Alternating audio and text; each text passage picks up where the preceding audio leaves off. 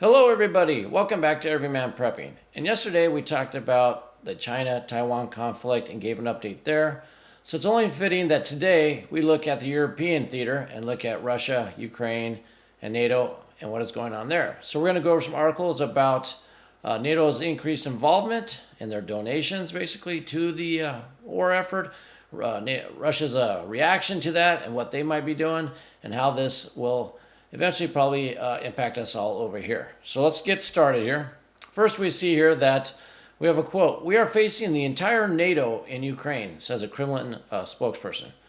So what we have here is Nikolai Patrushev, I will say his name, and he's a Russian Security Council secretary, and he basically is saying that the Russian military is facing all of NATO inside Ukraine. This is a quote: "The events in Ukraine aren't a clash between Moscow and Kiev. It's a military confrontation of NATO, and first of all, the U.S. and Britain with Russia," unquote. So you can see what he's talking about there is Russia, according to Russia's eyes, basically, he's speaking for all, Russia and Putin and all them. They think they're fighting all of NATO, and they basically are. They're in Ukraine physically, but most of the money, the arms, the weapons, the training, the intelligence, it's coming from NATO, and as they pointed out, from the U.S. and Britain mainly right now. Other countries are doing stuff and donating and helping out, but as you notice, Russia singled out the U.S. and Britain, and they might be, the U.S. and Britain might be in the crosshairs soon. Because think about it this way, think about the art of war. Think about from your enemy's point of view. If you're Russia and what you're doing you think is right, we're playing Russia's role here, and you think they're right. And you think you're doing what you're supposed to do to save your country, and you're attacking this other one, and then all the friends of the other country pile in, and they're giving weapons and arms and money, everything he needs to defeat you, kill your countrymen, kill your soldiers. How long does that go on before you put some pain on those countries helping the one you're attacking? How long before you make those other countries, i.e. U.S., Britain, some of NATO, feel some pain to make them stop? You're going to want to stop what they're doing. And so I would expect that. I would expect something from Russia soon. But let's continue on here really quick. And this is where they're trying to win the hearts and minds of the Ukrainians. "We are not at war with Ukraine because we can't have hatred for ordinary Ukrainians by default." And then he goes on to say how it's the West that we're fighting, and the powers that be. We're not fighting Ukrainians. He's trying to win the heart and minds. He wants the Ukrainian people to turn on their government, stop the Western aid, kick them out. So that's part of what he's going into with that statement. And then at the bottom here we have, "But following this warning that a red line has been crossed, the Biden administration approved sending Bradley fighting vehicles, and now Britain is next to be mulling tanks for Ukrainian forces." So we're going to get more into the UK and their tanks, but the red lines have been crossed before, and Russia hasn't done too much to it. So will they do something this time, or they just going to let it go by the side with these Bradley fighting vehicles? They said if you attack Crimea, that's a red line. We're going to decimate you. We're going to glass you. Well, they hit the bridge. Nothing really happened. They shot back a little. They said if you attack Russian land, we're going to go all out and level Kiev. Well, they've attacked deep into Russian territory, bombing airfields and nuclear bombers, all that. Not much has happened. So is this really a red line? Or is Russia, the paper tiger here? I don't know. But they keep saying there's red lines. They've been crossed before with nothing happening. Maybe they're very patient and they're like, this is the last time, this is it, we're going on. But, they call it another red line. We shall see. Let's continue on here. Please also, if you're enjoying this video, please like it, share this video with friends and family, subscribe, hit the bell, and thank you for everybody that has spent your time watching the video. I really appreciate your time. I know you have a lot of you on YouTube, and I appreciate you spending some time here. Moving on to the next one, it says here, now this is another article from RT, from their Russian point of view, that the West is definitely taking part in the Ukraine conflict, says the Kremlin. And this is from a Kremlin spokesperson. It's kind of like a White House press secretary. Dmitry Peskov is the name.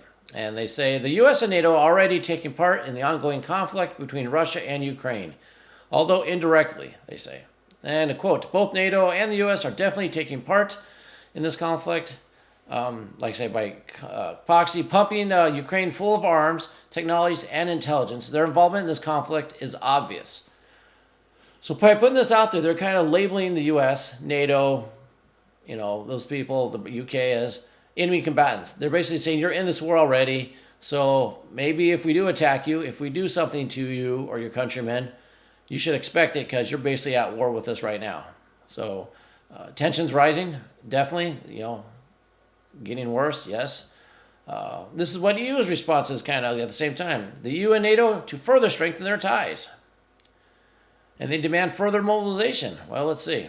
It says the European Union and NATO on Tuesday signed a declaration on cooperation, vowing to take their partnership to the next level and promising continued support for Ukraine in its conflict. So, the NATO and the European Union doubling down. They're saying, we don't care. We're going to go forward. We're going to put more weapons in, and then we're going to get to what they want to do here in a minute. But, they're not backing down as either. You got, two forces opposing each other, no one backing down. It's going to grow. It's going to get bigger, people.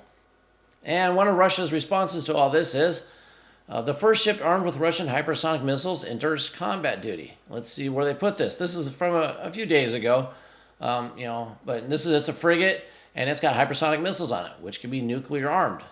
And, it's a show of force. It's Putin saying, hey, maybe you cross the red line. Look what we have sailing around. It's full of missiles.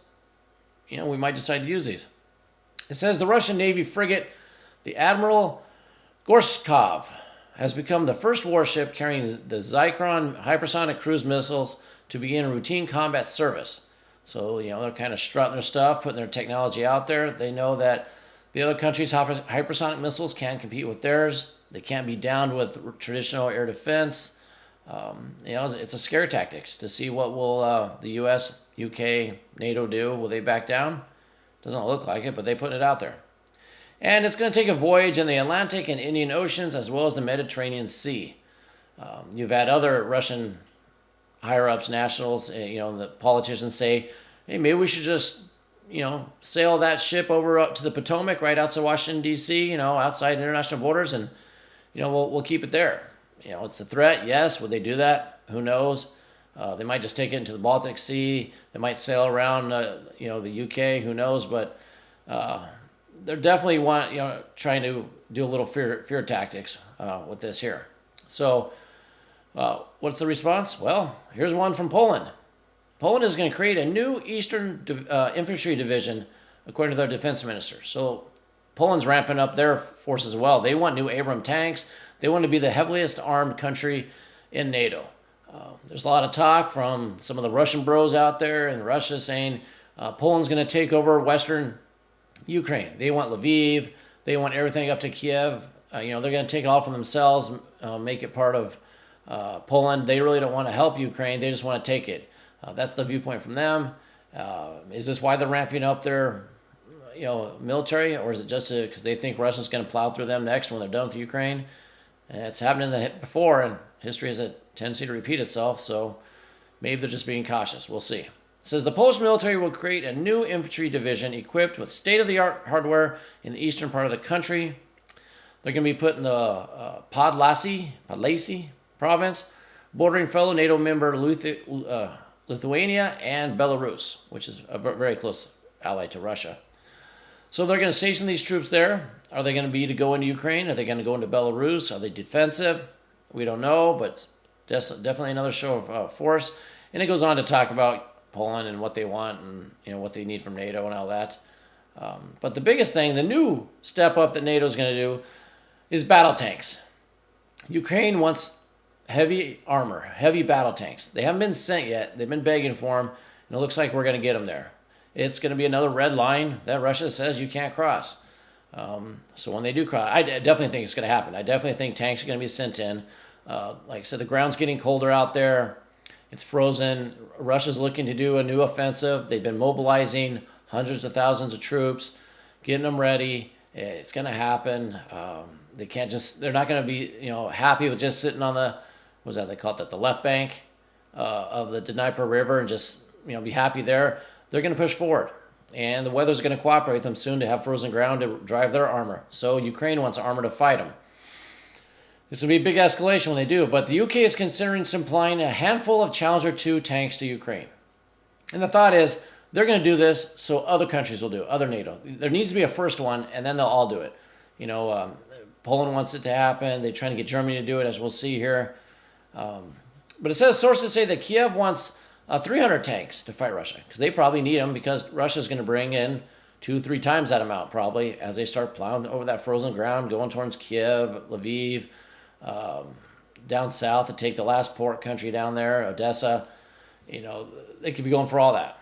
And it says Britain is considering supplying some of these Challenger 2s. It says Ukraine is hoping a positive move by the UK doing this will persuade Germany to follow suit with the Leopard 2. Now, the Leopard 2 is made in Germany. There's about 2,000 of them in Europe. Many countries in Europe use the Leopard 2, but they all have an agreement with Germany saying that we can't give them to a third party without Berlin's approval. So, they're hoping that UK doing this will give Germany basically the stones to give the approval to whatever country has these to give them to Ukraine. Excuse me. As we see over here, where do I have it? I had a list of countries.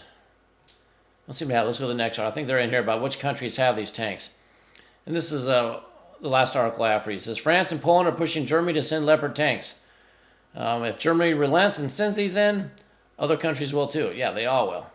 It says less than a week after Germany finally agreed to supply Ukraine with infantry fighting vehicles, kind of like the Bradley. Bradleys are better, but the U.S. is sending those too. There's now pressure for Berlin to approve the Leopard tanks. Oh, here we go. Here's the list. Germany, Spain, Poland, Greece, Denmark, and Finland are among the numerous countries already using the Leopard 2. And so they're hoping to get approvals to send those on and get them over into the theater before Russia starts their advance, before they start crossing the river and going over more territory. So just like China and Taiwan's ramping up, you're going to see Ukraine, Russia ramp up. As a review, Russia's basically told NATO, we know we're fighting you already. It's basically the U.S. and UK we're fighting. We know that they're at the top of the list. Will there be retribution? I don't know. Do they give does NATO give heavy tanks in there? Probably, because they just sent the Bradley fighting vehicles from the U.S., the other ones from Germany. It's just going up. Basically, I think in the eyes of NATO, why wouldn't we send you all this stuff so we don't have to fight the Russians with our troops? We'll just give you all the stuff and you use your men and soldiers and fight the Russians so we don't have to. In Russia's eyes, we're at war with all of NATO. How much longer can we take this before we have to strike against other countries within NATO? I think that's what's probably happening next. For everybody out there, like I said, comment below with what you think is going to happen next. What do you think will happen between the conflict, Russia, Ukraine, NATO? What's the next steps are? If I was in the UK, in the European Union, I'd be prepping my butt off. I would be getting ready to hunker down because I think something's going to happen. I know it's been warmer over there. Natural gas has been plentiful for right now, but the weather patterns seem to be changing. It's going to get cooler. Russia knows that. It'll put more screws to the EU. So prep hard over there. Everybody over there, UK, EU, prep hard over there. Everybody in the US, other countries, you're going to want to keep doing the same. Because when this escalates, if Russia decides to do an attack outside of Ukraine on NATO, US, UK, that's when the people are going to run around with their hair caught on fire, and you don't want to be involved with that. You want to be already prepped and ready before the crazies, start screaming with their heads cut off, basically. So that's all I have for now. Put any comments below, and until next time, keep your ear to the ground, head on a swivel.